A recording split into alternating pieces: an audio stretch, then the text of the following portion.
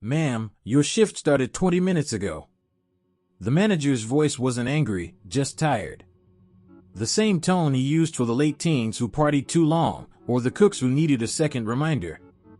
But Nadia just nodded. "I'm sorry." She slipped on her apron, tied it with practiced hands, adjusted her hair into a bun and slid behind booth 9, the quietest corner of the highway diner. Customers didn't ask for her. Other servers called her boring. But she was always there. Even on holidays. Even in storms. Even after that night. She never called in sick. She just showed up.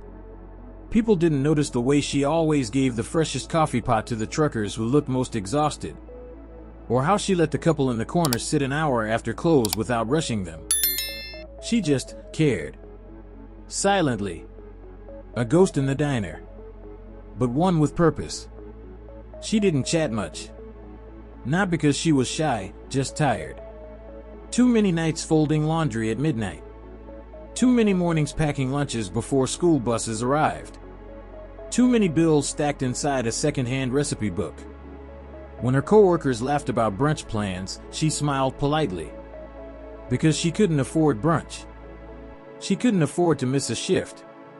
She was raising a child. Alone.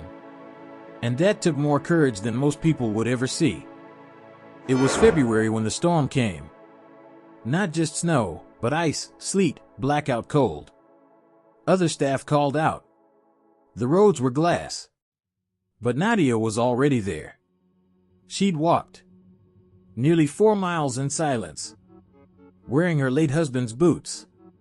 A man she never talked about. The one who never made it home from deployment. The one whose letters she kept in a shoebox behind the cleaning supplies. The one whose absence became a presence. The night stretched on. The diner lights flickered. The power grid shut down. Families huddled at tables. Truckers stranded. A mother with twins in the corner booth began to cry softly, holding cold hands. Nadia lit candles from the emergency drawer. She boiled water over the gas stove.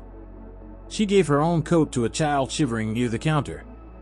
Someone tried to stop her, said she'd catch cold. But she just shook her head. They needed more. She poured hot water into mugs with sugar packets. Made peanut butter sandwiches for the kids. Wrapped napkins around spoons so they wouldn't sting bare fingers. She didn't leave until morning. Weeks later, the power was back. The roads melted. Life moved on. And then one morning, booth 9 had a note in the tip jar. Folded in half. Written in childlike script. My mom said you saved us. She cried when you gave me your coat. She said you were an angel. She said you reminded her people still care. There was a $5 bill inside. Nadia read the note. Sat still for a long time. Not because she was sad, but because someone finally saw her. She didn't cry. She folded it back up, placed it inside her apron, and kept serving table 7. Headphone narrator's reflection, the bigger theme. Not every storm is made of wind and ice. Some storms are loneliness, exhaustion, invisible battles. And not every hero needs a headline. Some just clock in. Pour coffee. Offer warmth when the world forgets. Nadia never asked to be seen. But when it mattered most, she showed up anyway. And sometimes, the strongest people aren't loud. They're just present. Round pushpin presented by the Soul Script, where ordinary people do extraordinary things, quietly. Speech balloon if this story moved you, like and subscribe. Drop a hot beverage or tornado in the comments and tell us, who's the quiet worker in your life who deserves to be seen? Police Car Light. This story is a fictional dramatization inspired by countless single mothers, service workers, and everyday heroes who carry more than we'll ever know.